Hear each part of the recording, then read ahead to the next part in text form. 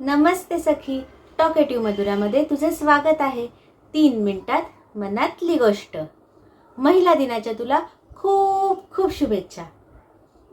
पण आज मी फक्त तुला शुभेच्छा द्यायला आली नाहीये हं, तर मला काहीतरी थोडंसं मनापासून मनातलं बोलायचंय. आपण रोज किती भूमिका निभावतो ना, मुलगी, सून, पत्नी, आई, मैत्रीण आणि अजून बरंच काही. सगळ्यांसाठी आपण सतत काही ना काहीतरी करतच असतो. सकाळी सगळ्यांच्या आधी उठणारी, स्वतः थकली असेल तरी मी ठीक आहे असं म्हणणारी, घरात पसारा असो, जबाबदाऱ्या असो, आलं गेलेलं असो, सगळ्यांचं अगदी सगळं हसत मुख करणारी. पण सखी, एक छोटासा प्रश्न. तू स्वतःसाठी कधी थांबली आहेस का गं? आपण सगळ्यांचं सगळं करतो, त्यांना वेळ देतो, प्रेम करतो, पण स्वतःसाठी?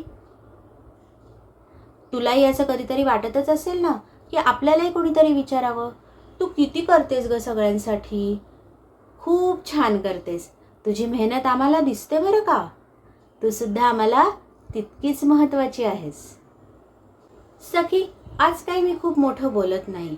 मला आजच्या दिवशी तुला एवढंच सांगायचं आहे की स्वतःसाठी 10 मिनटं काढणं म्हणजे स्वार्थीपणा नाही, आणि कधीतरी कोणाची मदत घेणं म्हणजे तू कमजोर आहेस असं नाही बरं का.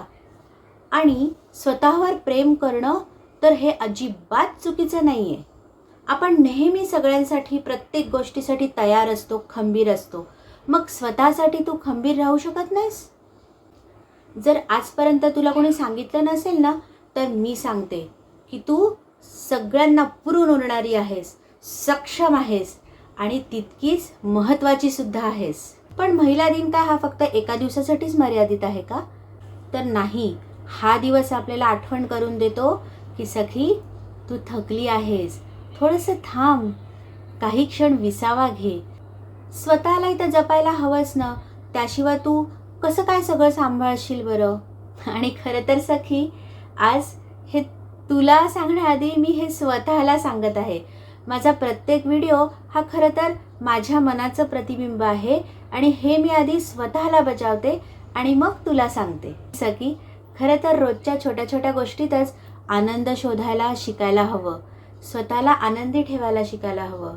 आपल्याला जे काही आवडतं ना, त्याच्यासाठी आपण थोडासा तरी वेळ हा काढायलाच हवा.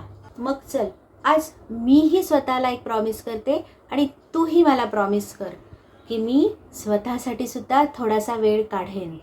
आणि माझे हे शब्द जर तुला खरे वाटले असतील ना, कुठेतरी तुझ्या मनातले दडलेले असतील ना, आणि तुझ्या मनाला ते स्पर्शून गेले असतील ना, तर कमेंट बॉक्समध्ये इतकंच लिही की मी स्वतःला जपेन. चल मग, आजसाठी एवढंच. आणि अजून अशाच छोट्या छोट्या पण मनातल्या गप्पांसाठी माझ्यासोबत राहा. पुन्हा भेटूया लवकरच. तोपर्यंत काळजी घे.